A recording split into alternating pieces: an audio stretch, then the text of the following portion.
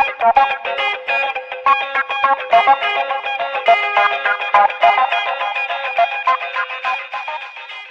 everyone. Welcome to Conversations with Nicole. Today, I am delighted to talk about Safe Passage in Rock Hill, South Carolina. It is a nonprofit organization that provides 24-hour emergency shelter, 24-hour crisis line, and advocacy counseling and other supportive services to victims of domestic violence, sexual assault in York, Chester, Lancaster, and Union counties of South Carolina. That being said, I'm happy to have Executive Director of Safe Passage, Adrian Woods, and Board Member Mac Boone as my guest today. Welcome to you both. Thank you. Thank you for having us. You are quite welcome. So, full transparency to my audience, in case anyone thinks the gentleman in our video today looks familiar. He is my son, Mac Boone, and he is on the board for this wonderful nonprofit. Lifetime Hearing Services, the premier hearing healthcare facility of the PD, is so very pleased to sponsor this next conversation with Nicole, my good friend. Sit back and enjoy. For those who may not be familiar with Safe Passage and what you do, it is so important and so vital to the communities in which you serve. Tell me about Safe Passage. So, Safe Passage is one of 4 agencies in South Carolina that actually provides all 3 levels of services to intimate partner violence. And when we say intimate partner violence, we're talking about domestic violence, sexual assault, and even child abuse. We provide domestic violence services in York, Chester, and Lancaster, and sexual assault services in Union County, South Carolina, and York County, and then child abuse services here in York County only. We're the local child advocacy center. We also have an emergency shelter for domestic violence victims, and we have a new initiative called Rapid Rehousing, where we help house domestic violence and sexual assault victims. This is such a vital resource because there is a problem with domestic violence, sexual assault, child Yes. abuse. No one is immune to it. It doesn't matter your income, your socioeconomic status, none of that. Talk about the numbers, talk about the people that you are caring for and why it's so vital that people support you. Nicole, you are correct that it crosses all socioeconomic backgrounds, religions, races. Um, it is so important that we support agencies or organizations, including governmental agencies that provide services to domestic violence, sexual assault, and child abuse victims. The statistics show that 1 in 3 women and 1 in 4 men in the U.S. will experience some type of intimate partner violence. South Carolina is actually typically at the top of the list for women killed by men. We have been in the top 10 for the last 20 years. I think we've dropped out once or twice and then shot back up. And most of those deaths are domestic violence related. In South Carolina, 42.3% of women and I believe about 29% of men will experience some type of intimate partner violence. So we're talking about, 1 in 4 in our community who will experience domestic violence. In 2019, I have a stat from the Rock Hill Police Department that talked about they received close to 1,800 calls regarding domestic violence, which was a 45% increase from the prior 5 years. So just think about those calls that were made, and most times we know that those calls aren't made. Most domestic violence victims do not seek services for one reason or the other. And so we're missing a whole population of people who may be experiencing domestic violence. Yeah, It's a problem everywhere. it is. We have to do better. We have to help people understand that's not the way to deal with I'd life. say one of the bigger shocking kind of data points is that that percentage of people not calling, I think one of the initiatives behind me joining the board was really to spread the word. I think make it more accessible for us to kind of reach that, I think I would say it's a higher percentage of people not calling. So, I mean, it's really unfortunate that we have these services out here and that people have a way to get out of these situations. And I think it'd be very, strategic on our part to use as many resources as we can to really spread the word and get our name out there to say, hey, there is an opportunity for these victims to get out of this and to start a new life pretty much. And in order to provide these people a way out and to start a new life, you have to have the public's help. You have to have the Yeah, funds to do absolutely. that. And especially as you're moving into this rapid housing element, which Yes. is huge because people don't have a place to go when they're in crisis, which leads me to this wonderful event that you have coming up in October. Mac, I know you're excited about It Takes a Community event. Yeah, I mean, I think last year, correct me if I'm wrong, Adrian, but we raised close to a little bit over $75,000, I think is what it was We're close right at to. the $90,000 mark, Yeah, and this is our yeah, second year of hosting this event. So yeah, kudos to the community for coming. absolutely. It's really a blessing to see a community kind of come together and really support a cause like this. Um, and I think we're fortunate enough to have large supporters that really support the cause. So it's a pretty awesome event. The venue is very nice at Winthrop University. So um, I think it's definitely going to be a good time, and we're hoping to have a lot of support behind it. Well, I'm excited. I get to MC the event this year. So thank you for Yes. inviting me to play a small role in doing what I can to help you raise the much needed funds to continue to help these folks who are in real crisis when they are in this situation. And it really is a family problem. It's just not a woman or a man being abused or hurt. We're talking the children, we're talking others in the family. So that's one way the resources really help the whole family. And Adrian, I know you have been in the trenches for quite some time with Safe Passage. Talk a little bit about how the money is used that will be raised at this event to help these victims get that new life they really deserve. So with our event, it will be held October 26th at McBride Hall at Winthrop University. All those funds are used to provide services to domestic violence victims, which means that goes towards counseling, it goes towards advocacy, it will help with our rapid rehousing program. And with that program, we have trying to give victims an opportunity to find housing, and we assist them with that, and we help pay for their housing, a percentage of it to get them to be able to be self-sufficient eventually, and so that they do not return to the abuser. What we know according to statistics is that 90% of domestic violence victims suffer financial abuse, meaning they do not have any control over the finances in the home, and then they are totally dependent, financially dependent on the abuser. And we know that according to statistics that the victim will continue to go back. And some of that's because of finances. If you have to choose between being homeless or living in an abusive house, especially when you're talking about children or even safety issues, most people will stay. So being able to provide that outlet and being able to provide that services, because in addition to the funding that we help provide, we also provide financial planning and things of that nature to get them on their feet. That is a huge deal in terms of ensuring that victims do not go back. And money also goes to our emergency shelter. Our emergency shelter houses up to 26 individuals and can do children. We do not take pets. I know sometimes people want to bring pets and we have to tell them no.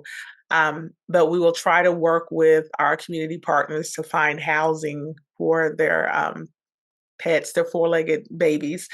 But it provides a safe space for the family to be able to heal.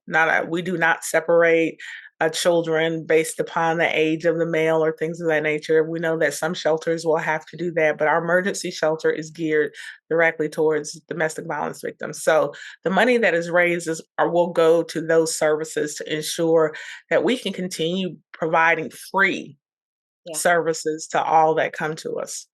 Do you have a number for how it breaks down to one family comes in or one individual comes in to actually they commit, they're able to leave, and sometimes sometimes people leave with nothing. They just leave and go, and they come to Tell you. you that in 2021, we served over 300 clients in Wow. terms of advocacy services. And advocacy services um, can be anything from going to court with an individual, sitting in court with them, explaining the court process, making referrals for housing, making sure that their children have the things that they need, and just overall sort of wrapping them around and saying, hey, let us help you and let us sort of guide you through the process.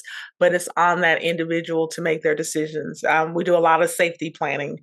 Statistics show that for people who are trying to leave, it's the most dangerous time for domestic violence survivor because we know that domestic homicides are real. It happens. So we try to ensure that we have all these things in place for the survivor to decide when they're ready to leave and how they can leave. So Mac, when you first came into being a board member, were you surprised by anything that you heard when you learned about the situation in our communities in which we live, where we don't really realize what's happening oftentimes behind closed doors? Was it enlightening at all? Were you surprised? Yeah, I definitely say it's very shocking to understand the amount of people that it does affect, and the amount of input that you have to give to someone, the amount of time it takes to, from our side, devoting the resources to get to it, and even the time it takes for someone to kind of officially get out of a situation. So it's definitely surprising, and it kind of gives you a big shock whenever you understand everything that goes into it. I asked that because I think as just regular folks walking down the street doing what we do every day, we really don't often have an understanding of what's happening to so many people around us. And then when we hear it, we're blown away by it and we say, how can we help? This is the time to help coming up in October. And beyond that, every event or anytime you think about what is needed in the community, it's time to turn and say, what can I do to help safe passage? Correct? correct. Absolutely. This one event helps our domestic violence victims. And it is very impactful, but we need additional funding throughout the year. I will be very honest and say that about 85% of our funding comes from government funding, whether it's state, federal, or even some local funding. Um, and that really just covers salaries and benefits, things of that nature. That does not cover capital improvement. Well, we need to fix the shelter or we need to fix things. And this year seems to be the year of breakdown at the shelter. Mac, Yeah. we have been I, relying on his expertise in construction to get ideas about, okay, what could this be or what do we need to fix? But a lot of those things are not paid by grants, things of that nature. So having that funding from the community and that community support makes a difference. Not only do we look for funding, but we look for volunteers. Volunteers make a huge impact on what we do and how we can help survivors. And it could range from a number of things. We use volunteers as maintenance help. We have someone who comes in on a monthly basis and he comes in and says, what needs to be fixed? And he brings his hammer and he goes to work, Amen. things of that nature. We have volunteers who will do a cooking class or do something to help our clients at shelter, or even when we have group sessions for domestic violence survivors, someone to watch their kids so that they don't have to worry about, okay, who's going to take care of the kids? What about daycare? These are things that make a huge difference. Even having volunteers attend outings with us when we're going to present information out in the community, having volunteers to pass out pamphlets and talk about safe passage is something that all of us need. And most people don't realize that when we look at our federal dollars, a lot of times they require that we match a certain percentage. Well, we can use our volunteer hours to match. And so that gives us even more bang for our buck with a volunteer. We get the services, but we also can use their time to match federal dollars and state dollars. Fantastic. So I didn't know yeah, that. That's wonderful to know. Yes. it is. It's really a blessing that the government allows us to say, hey, You got a volunteer who's going to come in. Well, track their time and send it to us, and we'll match that in terms of dollars. And you don't have to come out of your pocket to match. So it allows us to extend our money much further. Leslie Kirby, that's me, and Nicole go way back over 30 years. I was just beginning my career as an audiologist, and Nicole was a new news reporter way before she became a beloved news anchor. She has always professionally supported my hearing healthcare practice, and I am so very excited to be her first ever Conversations with Nicole sponsor. You know, that's what we should all do, support one another, and that's just what my Lifetime Hearing team does with all of our patients. We make lives better and easier with communication so that people can love life, enjoy the grandchildren, enjoy church, enjoy TV, and hear the I love yous that mean so much. Offering the best in Belltone hearing aid technology, as well as providing cochlear implant solutions, we have become known as the PD's premier hearing healthcare facility, with having evaluated more than 52,000 ears to date. With national award-winning services, call us for your on-time appointment. Let's go back to the event coming up in October. Let's talk about it one more time. Yes. How people can be a part of it, how they can be sponsors, how they can donate, and beyond that, how they can find out more about Safe Passage. So who wants to share that? I can go. Yeah. But I will say that Mac has been truly a blessing to the board. And if we can clone him and get some additional young people to join the board, because one of the things that a good nonprofit wants, you want a good board member who is willing to work and put their give their expertise to us, allow us to use that brain and that knowledge to help the organization, but also bring the passion and the energy and all those things. And you always want the next generation. Yeah. So we don't want our board to just be 60 and 70-year-olds or 50-year-olds. No offense to those of us who are above those ages. That's okay. But we want board members. Yes, we want board members who are open and willing to grow with the board, because it does bring a fresh air to the board. But back to our event, October 26th, as a Thursday night, we will be at McBride Hall at Winthrop University. Doors will open up 5:30. The program starts at 6. We will have wonderful food, a live and silent auction, a heads and tails game. We will have a wonderful MC in Nicole. And we'll have a presentation about Safe Passage. You can find information at our website, www.safepassage, S as in Sam, C as in cat.org. So it has to be safepassage.sc.org. But you can also go to our website for the event, and that is one one.bidpal.net/Safe Passage ITAC domestic violence -welcome. You can also go to our website, like I said, or you can come by our office located at 104 Oakland Avenue, and we can give you information about the event. We're still accepting sponsorships. We have several levels of sponsorship, from platinum to community. And you can buy an individual ticket to make a difference. So please understand that we're going to feed you well. You'll have drinks. You'll have a great evening. I can say that I am biased, but it is a wonderful event. And It you will is. We both attended. We've enjoyed it. Yes. You'll have a good time and meet like-minded people who want to end domestic violence in our area. But like I said, those proceeds will go to help survivors in York County, Chester, and Lancaster County. So I will make sure you have the information. We do have some great items, some baskets, some trips that we will be auctioning off, and some paintings. So we have a lot of interest, and it varies from something that may be worth $20 and up. So there's something for everybody in the auctions. Absolutely. Yeah, I mean, Adrian hit it out of the park. I think it's going to be a really good event. We've had a lot of participation in the past with it, so I'm expecting that to be tenfold this year. So, yeah, it should be pretty good. I'm pretty excited about some of those auction items. They're pretty sweet. So Good. hoping we'll get some, maybe one of those big trips. Maybe we'll see. Okay.